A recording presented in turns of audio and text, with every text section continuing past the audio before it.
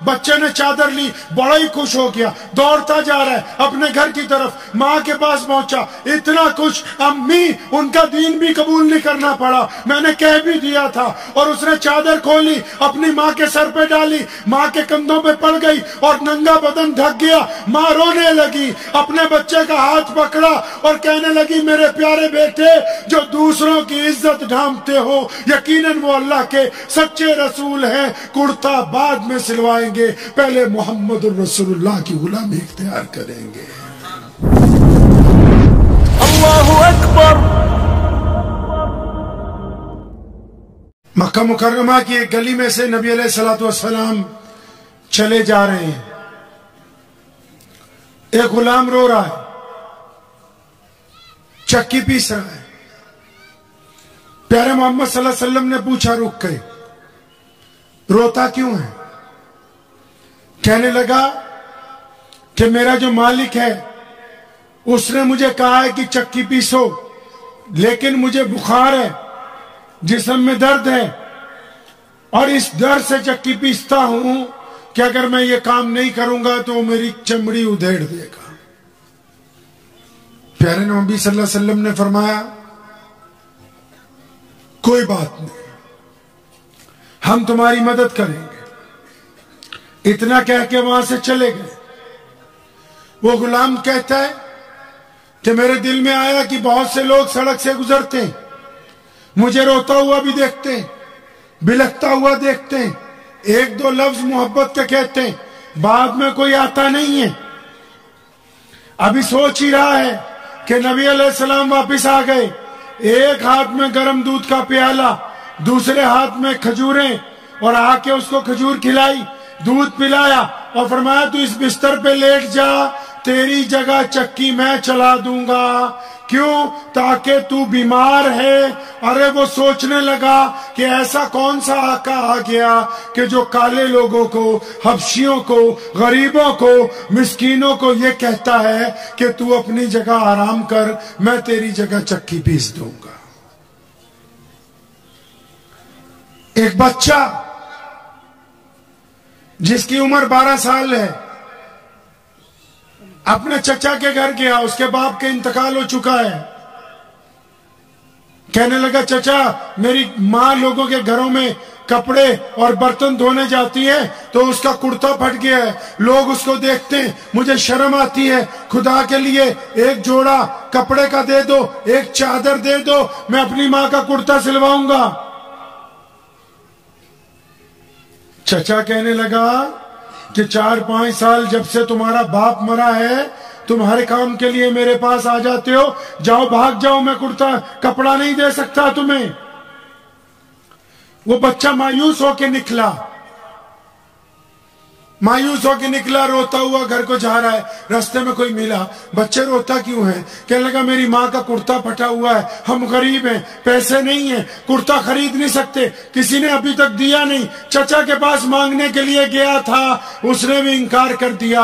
تو اس بندے نے کہا کہ میں تجھے ایک چوکھٹ کا دروازہ بتاتا ہوں، وہ چوکھٹ ہے محمد الرسول اللہ کی، جو بیت اللہ سے ٹیک لگا کے بیٹھتے ہیں، تو ان کے پاس جانا، تجھے ماں کے لیے چادر مل جائے گی۔ وہ بچہ پہلے اپنی ماں کے پاس گیا کہ چچا نے تو انکار کر دیا، مجھے کسی راہگیر نے مشورہ دیا ہے کہ تو رسول اللہ کے پاس جا۔ کہنے لگی بیٹا بالکل نہیں جانا، میں نے سنا ہے اگر کوئی محمد الرسول اللہ کو نعوذ باللہ دیکھ لے، کوئی ان سے بات کر لے، پھر انہی کا ہو جاتا ہے،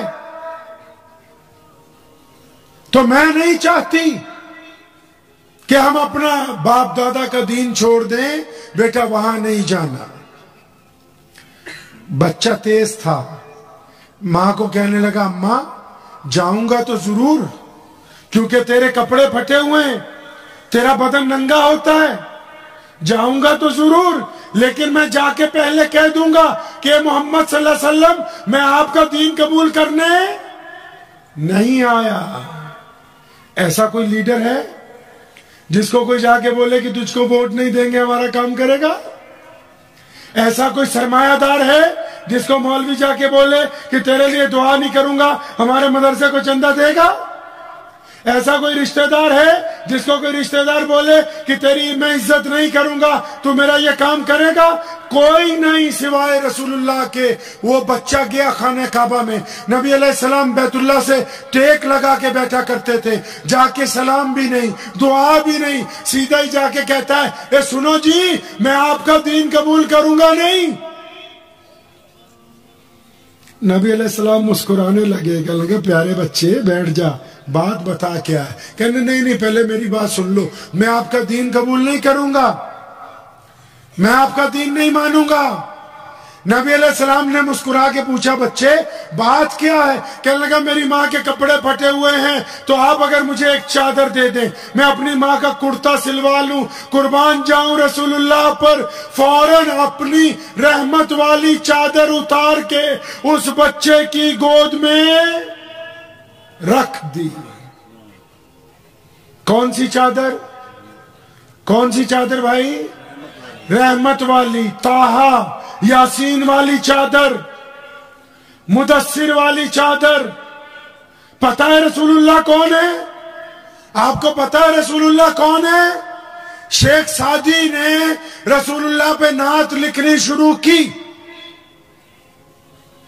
بڑے بڑے لوگوں نے رسول اللہ پہ کلام لکھا ہے۔ شیخ سعدی کہتے ہیں کہ میں نے بھی رسول اللہ پہ نعت لکھنی شروع کی، ایک شعر لکھا، ایسا لکھا کہ کوئی لکھ نہیں سکتا، دوسرا لکھا، ایسا لکھا کہ کوئی اس زبان پر عبور نہیں لکھتا کا، تیسرا لکھا، فرمایا ایسا لکھا کہ دانشوروں کے بھی سر کے اوپر سے گزر جائے۔ جب کئی مصرے ہو جائے تو میرا دل بار بار کہتا تھا سعدی ابھی بھی رسول اللہ کے مقام تک بات نہیں پہنچی۔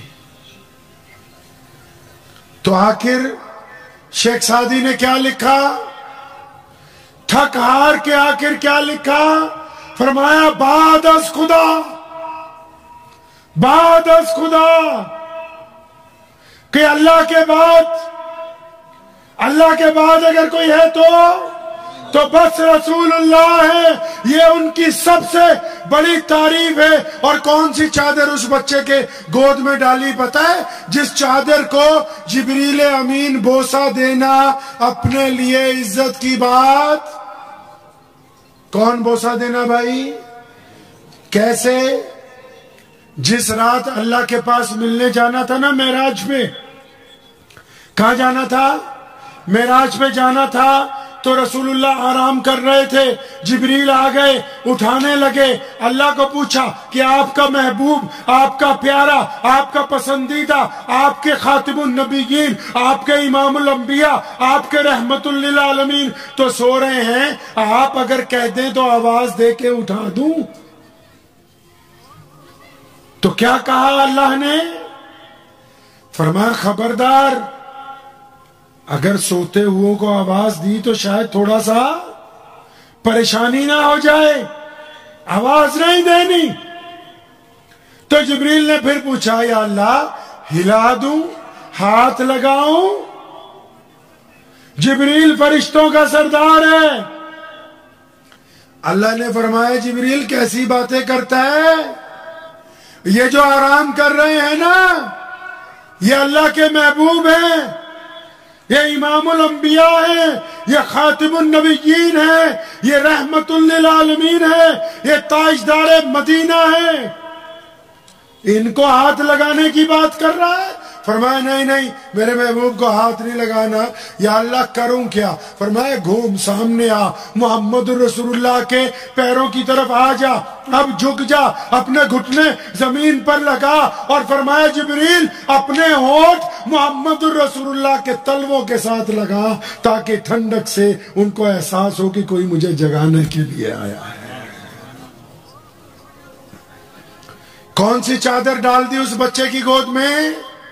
جس چادر کو جبریل بوسہ دینا عزت کی بات سمجھتے ہو۔ بچے نے چادر لی، بڑا ہی خوش ہو گیا، دوڑتا جا رہا ہے اپنے گھر کی طرف، ماں کے پاس پہنچا، اتنا خوش، امی ان کا دین بھی قبول نہیں کرنا پڑا، میں نے کہہ بھی دیا تھا۔ اور اس نے چادر کھولی، اپنی ماں کے سر پہ ڈالی، ماں کے کندھوں پہ پڑ گئی اور ننگا بدن ڈھک گیا۔ ماں رونے لگی، اپنے بچے کا ہاتھ پکڑا اور کہنے لگی میرے پیارے بیٹے جو دوسروں کی عزت ڈھانپتے ہو، یقیناً وہ اللہ کے سچے رسول ہیں، ہیں کرتا بعد میں سلوائیں گے، پہلے محمد الرسول اللہ کی غلامی اختیار کریں گے۔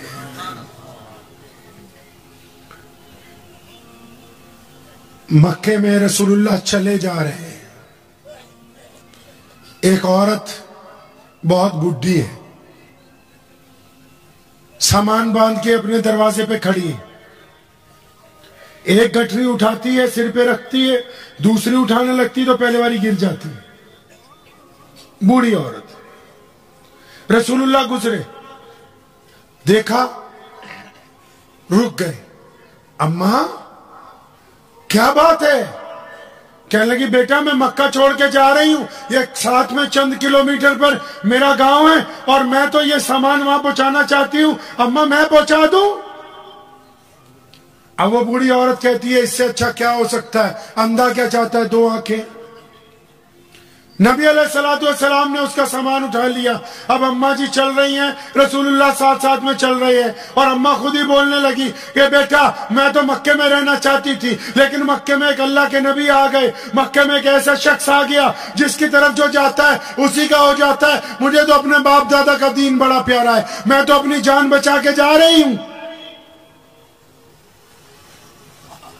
اب وہ سارے راستے رسول اللہ صلی اللہ علیہ وسلم کی برائی نعوذ باللہ کرتی جا رہی، رسول اللہ سن رہے ہیں۔ جب اس کے گھر پہنچ گئے، اس کے قریبی گاؤں میں پہنچ گئے تو کیا کیا؟ سامان رکھا، فرمایا اماں اجازت دو میں چلتا ہوں۔ جب چلنے لگے اماں کہنے لگی رک جاؤ، مجھے اپنا نام تو بتا کے جاؤ، قربان جاؤں رسول اللہ پہ۔ فرمایا اماں ناموں میں کیا رکھا ہے، تمہارا کام بن گیا، بس خدا کا شکر ادا کرو، السلام علیکم۔ ہمارے تو معاشرے میں جو چھوٹی چھوٹی سوسائٹی بھی ہوتی ہے نا، اس کے بھی کسی ممبر کا نام اگر اشتہار میں آنے سے رہ جائے تو وہ صبح کو بغاوت کر دیتا ہے۔ یہ رسول اللہ ہے، فرمایا نام میں کیا رکھا ہے، چل پڑے۔ پیچھے آئی، نہیں بیٹا اپنا نام بتا کے جاؤ، مجھے کیسے پتا لگے گا میرا محسن کون ہے؟ نبی علیہ السلام نے پھر فرمایا نہیں اماں نام میں کچھ نہیں رکھا، اس بات کو چھوڑ دو۔ پھر چل پڑے، اس نے رسول اللہ کی چادر کا کونا پکڑا، کہتی نہیں مجھ پہ آپ نے اتنا احسان کیا ہے، جب مجھے آپ کو یاد کرنا ہوگا کس نام سے یاد کروں گی؟